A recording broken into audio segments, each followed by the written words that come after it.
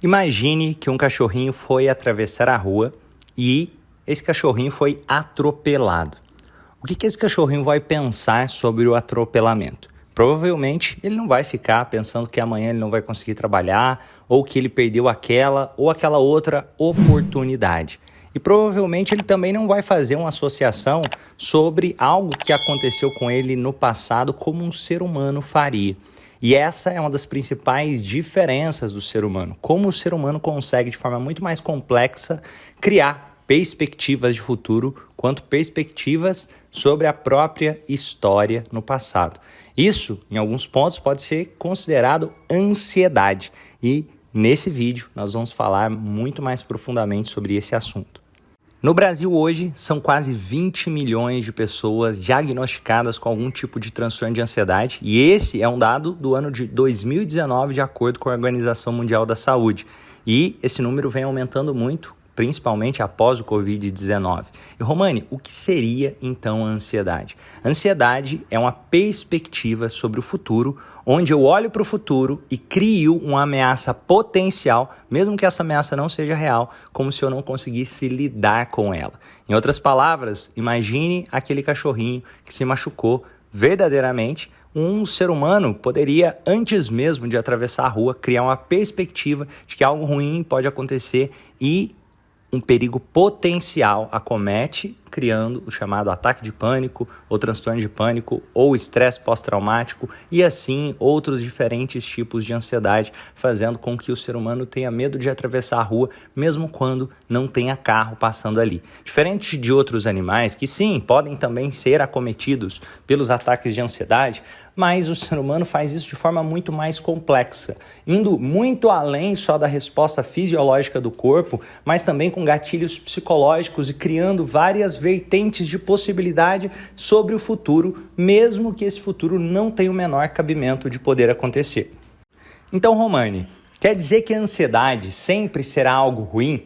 A resposta é que não, que justamente a ansiedade nos faz poder criar perspectivas sobre o futuro, criar expectativas sobre o que vai acontecer depois, buscando referências no que nós já vivemos antes. Isso é uma das capacidades que o ser humano tem de forma muito mais complexa do que outros animais. Na prática, isso significa que você tem muito mais chances de se preparar para algum tipo de ameaça do que outros animais e você criar também soluções do que você pode fazer a partir da enfermidade ou do problema que te aconteceu. Naquele exemplo do cachorrinho, imaginando que um ser humano ele sofreu um acidente, ele já começa a pensar sobre os impactos que isso pode causar na vida dele. Talvez ele não vai poder ir no trabalho amanhã, talvez ele não vai conseguir fazer algum tipo de atividade que ele precisaria fazer e ele já começa a criar as expectativas e as perspectivas sobre o seu próprio futuro. Isso é considerado também ansiedade. E a ansiedade pode ser utilizada a nosso favor. Um exemplo prático disso, imagina que você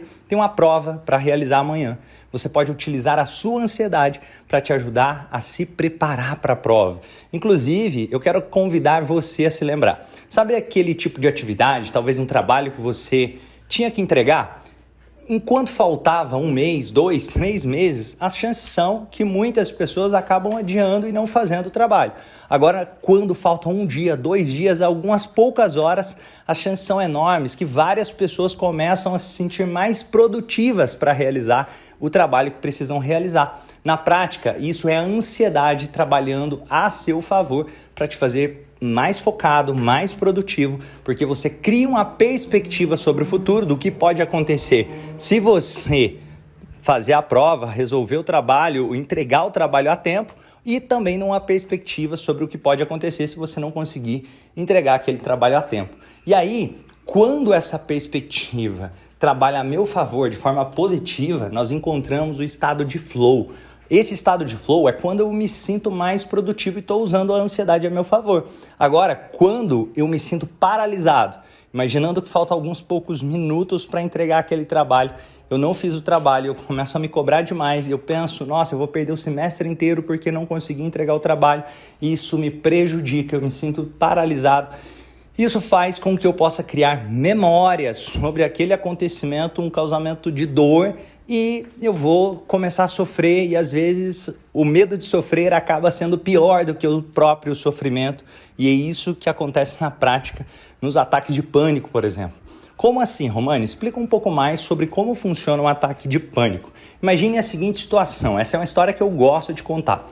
Imagine que lá na época das cavernas, um homem ele saiu para caçar e atrás de uma moita, de um arbusto, saiu um tigre. Aquele tigre atacou aquele homem.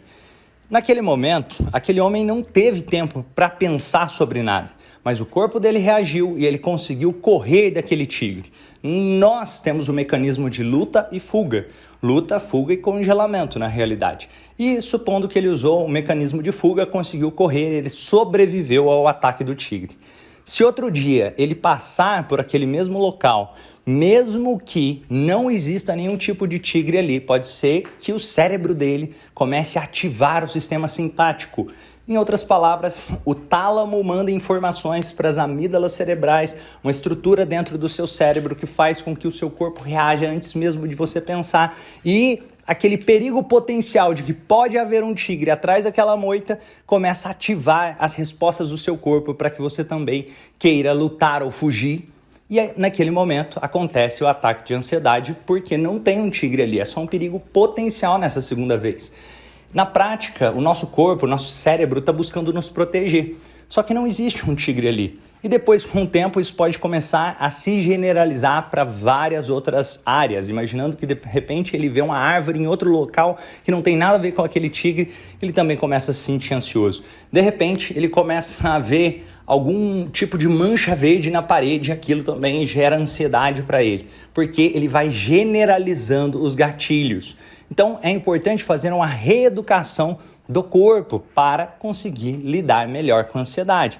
Ou seja, trabalhar as expectativas em relação à ansiedade, fazendo um treinamento das respostas do corpo. E tem algumas técnicas que podem ajudar de forma muito efetiva com isso. Como assim? Eu vou explicar um pouquinho mais. Imagina que quando você dispara o seu sistema simpático, aquele que te fez correr ou lutar, você perde a visão periférica. Você cria uma visão de túnel.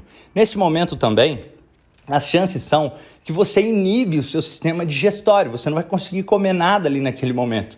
Nesse momento, você também usa uma audição seletiva. Então, o que você vai fazer? Você vai estimular o sistema parasimpático, que é o contrário do sistema simpático que busca a homeostase. Em outras palavras, basicamente, você pode respirar mais tranquilamente. Em outras palavras, você pode basicamente começar a contar objetos pelo ambiente, porque aí você vai estar tirando aquela visão de túnel, de foco, e colocando a sua visão periférica para trabalhar. Outra estratégia muito boa também é prestar atenção nos sons ambientes. Isso pode te ajudar a estimular o sistema parasimpático. E claro, você pode dessensibilizar os gatilhos que causaram essas emoções. E Romani, como assim? Eu não tenho tigre, eu não tenho medo desse tigre saindo da moita. Gente, eu quero combinar com você. É claro que dá para entender se você trazer essa analogia para os dias de hoje, entendendo que o tigre não é mais o tigre. O tigre para os dias de hoje pode ser uma pressão no trabalho, pode ser uma pressão no relacionamento, pode ser, quem sabe, uma cobrança interna exagerada, pode ser, quem sabe, algum tipo de dívida, pode ser, quem sabe, o telefone tocando, pode ser, quem sabe, algum problema que aconteceu, uma prova que você tem que fazer e assim por diante. O mundo atual mudou a perspectiva sobre as ameaças e o nosso corpo reage a diferentes perspectivas. Eu quero te dar um exemplo. Se uma pessoa começa a atender o telefone, aquele telefone, alguém briga com ela pelo telefone, de repente o telefone toca uma outra vez, mesmo que não for uma pessoa brigando com ela ou não falando algo desagradável para ela, aquilo pode se tornar um gatilho que faz a pessoa inconscientemente criar sentimentos de ansiedade. Então, no mundo atual, a ansiedade não está mais nos tigres, e sim em vários outros gatilhos que podem acontecer no dia a dia. E como que eu posso dessensibilizar esses gatilhos? Através de estratégias emocionais ligadas a esses gatilhos. Quais as emoções, quais os sentimentos que esses gatilhos despertam? Imaginando que seja angústia, então você vai ressignificar, dar um novo significado para o sentimento de angústia naquele momento, e tem várias técnicas muito eficientes para fazer isso. Inclusive, se você quiser conhecer mais sobre sobre essas técnicas, aqui no link da descrição desse vídeo tem um treinamento completo do Instituto Romani, onde eu passo todo um passo a passo, estratégias para ajudar tanto no controle de ansiedade quanto formação de terapeutas que desejam ajudar os clientes. Se esse vídeo te ajudou, lembra de se inscrever aqui no canal, deixar o seu gostei e vamos juntos fazer desse mundo um lugar melhor, fazendo das pessoas melhores. Até porque, olha, esse conteúdo aqui pode ajudar muita gente a entender mais como funciona a ansiedade e, inclusive, usar a ansiedade a próprio favor para fazer as pazes com elas. Grande abraço e vamos juntos fazer desse mundo um lugar melhor, nos tornando seres humanos melhores. Até os próximos vídeos. Lembra de se inscrever aqui no canal se você quiser e grande abraço.